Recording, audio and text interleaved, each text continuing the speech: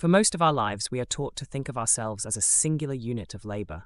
When we are healthy, we work. When we have energy, we trade it for a paycheck.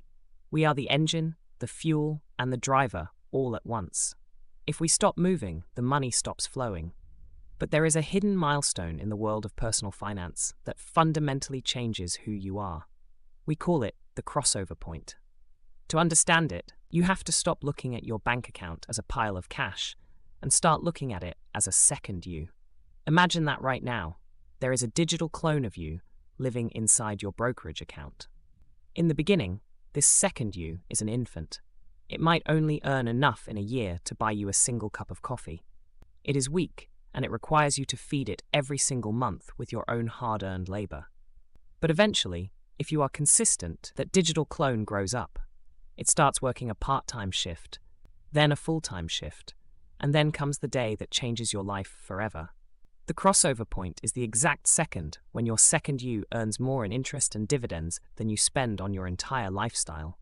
It is the moment when your investments become the primary earner in your household, and you, the physical you, become the secondary one. Today, I want to talk about the psychological shift that happens when the clock finally stops, and why reaching this point is the only way to truly get your soul back from the rat race. Now, reaching this handoff isn't about secret hacks or overnight success. In fact, the math is quite boring, but the discipline required to get there is the hardest thing you will ever do. We are fighting against decades of survival programming that tells us to spend what we earn and worry about tomorrow when it gets here.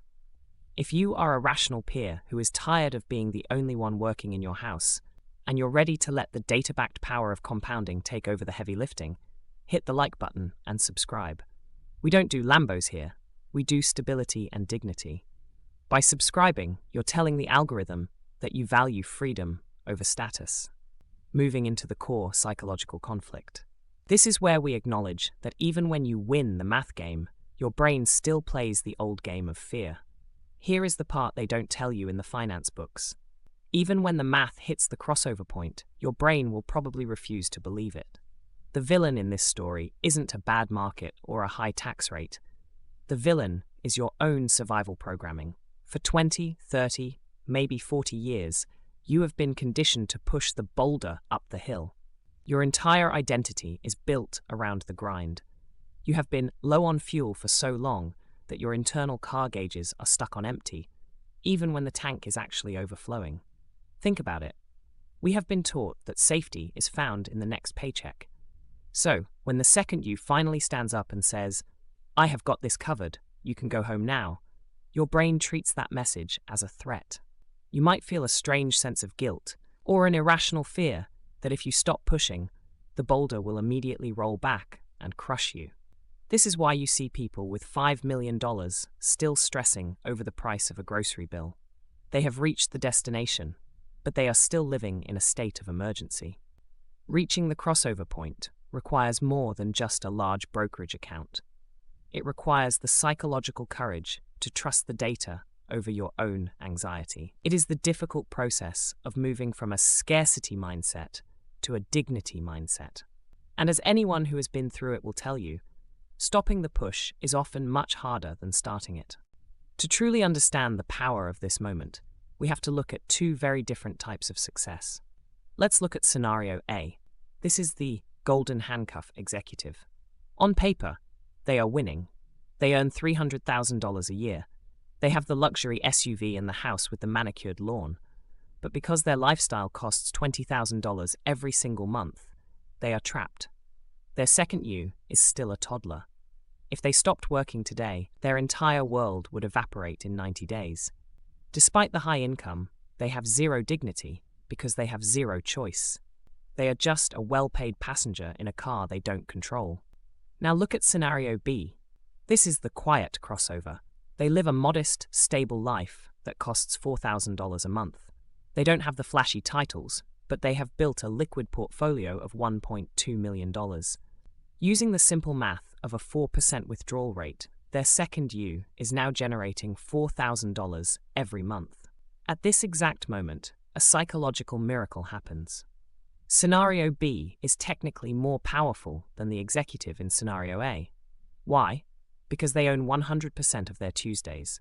They have reached the point where their presence in the workforce is a gift they choose to give, not a debt they are forced to pay. One person is managing a high-stress oil level on their car gauges just to keep the engine from seizing. The other person has already reached the destination and turned the engine off. Which one is actually wealthy? So, how do we actually get the second you into the driver's seat? If you look at your entire monthly budget, the task feels like moving a mountain. But the secret to reaching the crossover point is to stop looking at the mountain and start looking at your individual bills. We use a simple, data-backed rule of thumb, the 4% rule. To have your investments pay for a specific cost permanently, you need to have 25 times that annual cost in liquid assets. Don't try to replace your mortgage on day one. Start with your cell phone bill. If your phone bill is $100 a month, that is $1,200 a year. To have your second you pay for that bill forever, you need $30,000 in your portfolio. When you hit that $30,000 milestone, a psychological light bulb goes off. You realize that for as long as you live, you never have to work for your phone again. You have effectively retired from that one specific bill. From there, you move to the internet bill, then the car insurance, then the groceries. Each time you check a box, the boulder gets easier to push because the second you is finally putting its shoulder into it with you. You aren't just saving money, you are buying back pieces of your life, one bill at a time. This is how you build momentum. It isn't a secret hack. It is the long game played with mathematical precision. But let's step away from the spreadsheets and the compound interest calculators for a moment. Why are we really doing this? Why are we choosing to skip the luxury car payment or the expensive upgrade to our kitchen cabinets? It is because the real power of the crossover point isn't about what you can buy. It is about what you no longer have to feel. Imagine the Tuesday morning you wake up and the first thought in your head isn't about your overflowing inbox or the mood of your manager. Instead, you realize that while you were sleeping, your second you has already earned enough to cover your housing, your utilities, and your groceries for the entire week.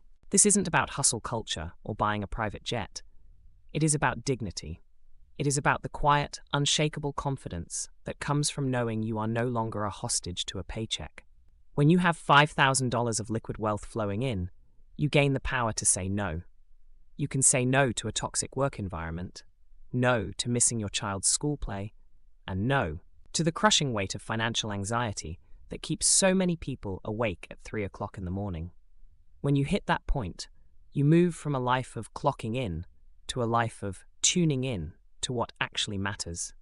You move from a state of survival to a state of stability. You aren't just building a bank account. You are building a fortress around your time and your mental health. You aren't retiring from life. You are graduating from the rat race. That is the long game. And it is a game that is worth playing with every ounce of consistency you have. If you have stayed with me until this point, you have already made a mental shift that 99% of the world will never understand. While the people around you are busy polishing their status symbols and worrying about how their lives look on a smartphone screen, you have chosen to focus on the engine.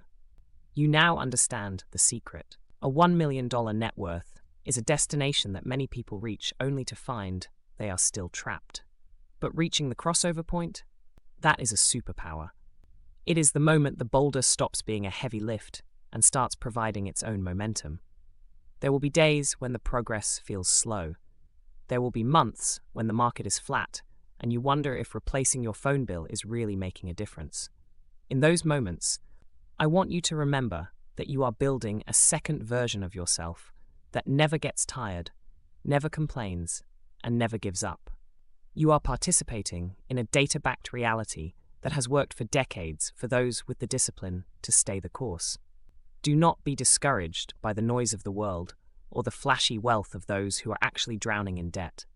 While their lifestyles eventually run out of gas, your liquid portfolio is just getting started. You are a rational peer in a world of irrational spending, and your future self is already thanking you for the choices you are making today.